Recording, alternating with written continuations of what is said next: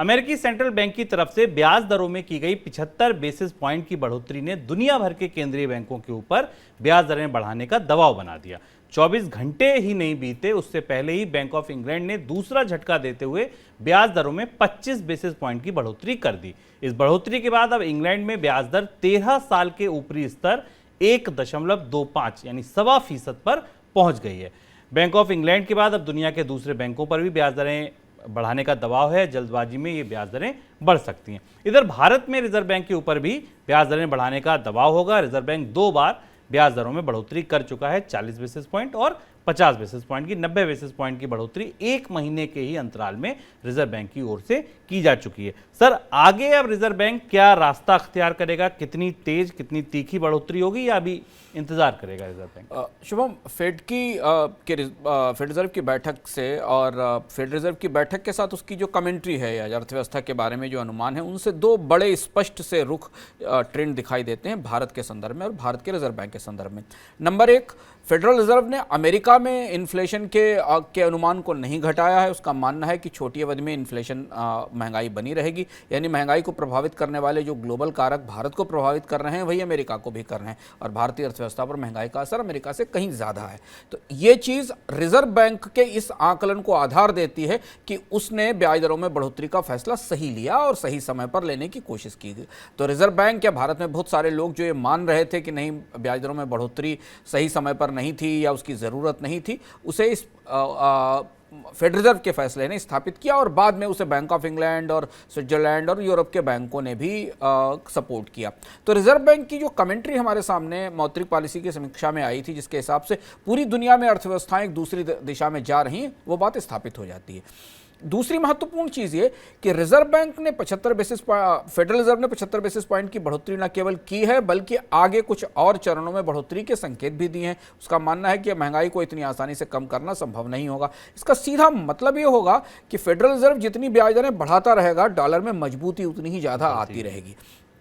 अब reserve bank के पाले में गेंद नहीं, रिजर्व बैंक के पाले में बहुत बड़ा पत्थर आकर गिरा है और वो पत्थर ये है कि रिजर्व बैंक को डॉलर की मजबूती से रुपए की कमजोरी को रोकने के लिए भारत में भी ब्याज दरों को उसी गति से बढ़ाने की कोशिश करनी पड़ेगी, ज़रूरत आएगी। और इसलिए हम लगातार देख रहे हैं कि रिजर्व बैंक की ब्याज दर में बढ़ोतरी के बाद रुपया थोड़ा संभलता है, फिर 2-3 बिलियन डॉलर का हस्तक्षेप रिजर्व बैंक की तरफ से बाजार में किया जाता है रुपए को संभालने के लिए। लेकिन रिजर्व बैंक काफ़ी कोशिश कर चुका है पिछले 1 हफ्ते में 2 हफ्ते में रुपए की ढलान को रोकने के लिए। तो भारत में बॉन्ड मार्केट से, फॉरेक्स मार्केट से और बैंक स्ट्रीट से जो आंकलन मिल रहे हैं वो ये है कि रिजर्व बैंक को अब अंतर्राष्ट्रीय बाजार में लगातार ब्याज दरें बढ़ने की तुलना में भारतीय रुपए को स्थिर रखने के लिए भी भारत में ब्याज दर बढ़ानी पड़ेगी। वो बढ़ोतरी 30-35 बेसिस पॉइंट की होगी कि नहीं होगी, लेकिन अब जो आकलन हमारे पास रेपो रेट के आ रहे हैं वो 6% से ऊपर के आ रहे हैं। टर्मिनल रेपो रेट की बात कर रहा हूं मैं शुभम, यहाँ जो मार्च के एंड तक जाके या अप्रैल के एंड तक जाकर जब भारत की पूरा साइकिल है ब्याज दरों की बढ़ोतरी का, ये जो पूरा चक्र है पूरा होगा, वहां तक पहुंचेगा। और इसलिए रिजर्व बैंक की दुविधा यह कि उसे एक तरफ रुपए की गिरावट को थामने के लिए ब्याज दरों का सहारा खड़ा करना पड़ेगा ताकि भारतीय रुपया इतना कमजोर ना हो जाए कि आयात बहुत महंगे हो जाए। हमने कल आयात का आंकड़ा देखा था। दूसरी तरफ उसे बॉन्ड यील्ड कैसे मैनेज होगी जो लगातार बढ़ रही है और सरकार का कर्ज महंगा हो रहा है उसे कैसे संभालेगा। ये 2 बड़ी दुविधाएं हैं जो जिसके कारण रिजर्व बैंक पर दबाव और ज्यादा दिख रहा है। सर, इन दुविधाओं के बीच अगर आप भारत की अर्थव्यवस्था के हिसाब से देखें, अलग अलग आयाम देखें, निकट भविष्य में बड़ी चुनौतियां कौन सी उभरती दिख रही हैं आपको? चुनौतियां रिजर्व बैंक ने अपनी तरफ से कही है और यूबीएस की एक रिपोर्ट आई है और दुनिया भर की सारी एजेंसियां अब भारतीय अर्थव्यवस्था को लेकर अपने आकलनों को तर्कसंगत और संशोधित करने लगी। मनी सेंट्रल में ये बात हम फरवरी से लगातार कह रहे हैं, चाहे आप वर्ल्ड बैंक के आकलन देखें, IMF के आकलन देखें, नोमुरा के आकलन देखें, सब मान रहे हैं कि भारत में स्टैगफ्लेशन का खतरा है, भारत में आर्थिक विकास की तेज रफ्तार नहीं है। लेकिन यूबीएस ने अब इस ब्याज दरों में पहले फेडरल रिजर्व की बढ़ोतरी और उसके बाद भारत के बाद 3-4 महत्वपूर्ण आकलन दिए हैं, जिसमें कुछ हमें पता है और कुछ एक बड़े जरूरी आकलन जो हमारे पास अब आ रहे हैं, जो हमारे अपने इन्वेस्टमेंट बिहेवियर को और भारत के शेयर बाजारों को भी प्रभावित करेंगे। यूबीएस ने कहा है कि 10 ईयर की बॉन्ड यील्ड जो भारत में लंबी अवधि के ब्याज दरों का सबसे बड़ा बेंचमार्क है वो 8% तक जा सकती है। जैसा हमने अभी डिस्कस किया, यूबीएस का कहना है कि भारत की जो टर्मिनल रेपो रेट है वो 6.25% के आसपास तक जाएगी, यानी अभी से 1.25% की बढ़ोतरी और आएगी और इस बढ़ोतरी के बाद भारत की बॉन्ड यील्ड 10 साल की बॉन्ड यील्ड यानी सरकार जिस रेट पर कर्ज लेती है वो 8% के आसपास होगी। अब यहाँ से अगर आप एक 5 साल 7 साल की आर्थिक निवेश की योजना बनाना चाहते हैं या कारोबार की योजना बनाना चाहते हैं तो आपको कम से कम 2 या 3 साल के लिए 2.5 के अंकों में कर्ज की दर के लिए तैयार हो जाना चाहिए। ये हमारे लिए लॉन्ग टर्म इंडिकेशन या गाइडेंस है हमारे लिए। दूसरा महत्वपूर्ण आकलन यूबीएस ने दिया है जिसके बारे में हमें पता है कि रुपया 80 से ऊपर जा सकता है, जिसकी संभावना हमें बराबर दिखाई ही दे रही है और उसके के अनुमान या आकलन बराबर आ रहे हैं। इसमें रिजर्व बैंक कितनी मदद कर पाएगा रुपए को, इसे देखना होगा। इसके अलावा 2 और महत्वपूर्ण संभावनाएं शेयर बाजार के संदर्भ में हमारे पास आती हैं।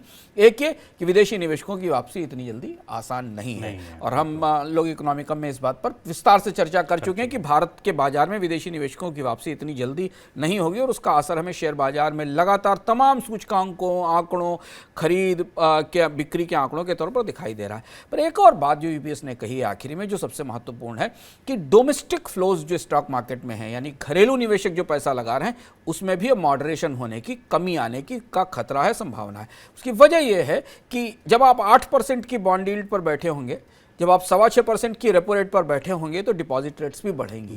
फिक्स्ड इनकम के जो अपॉर्चुनिटीज़ हैं वहाँ ज़्यादा रिटर्न आएंगे, ये बाजार का सामान्य स्वभाव है। तो यूबीएस ये महसूस करने की कोशिश कर रहा है या यूबीएस इस बात की गंध ले रहा है कि चूंकि शेयर बाजारों में रिटर्न कम होंगे, विदेशी निवेशक जो बाजार को दौड़ाते थे, अपने कंधों पर लेकर आगे जाते थे, वो बाहर निकल रहे हैं, तो अब ये निवेश धीमे धीमे फिक्स्ड इनकम की दिशा में जाना शुरू होगा।